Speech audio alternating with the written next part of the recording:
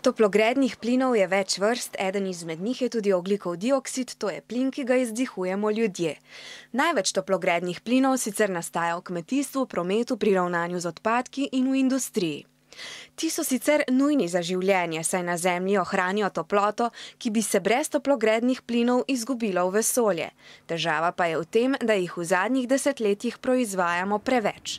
Povprečna temperatura Zemlje je tako vse višja in prav zato se topijo ledeniki, viša se gladina morja, živali izgubljajo svoj življenjski prostor, vrstijo se poplave in suše. Da bi zmanjšali segrevanje Zemlje, so politiki in okoljevarstveniki leta 1997 v japonskem mestu Kjoto podpisali poseben dogovor, Kjotski protokol. Podpisalo ga je 194 držav, leta 1998 tudi Slovenija. Tako je obljubila, da bo do leta 2012 za 8% zmanjšala izpuste toplogrednih plinov.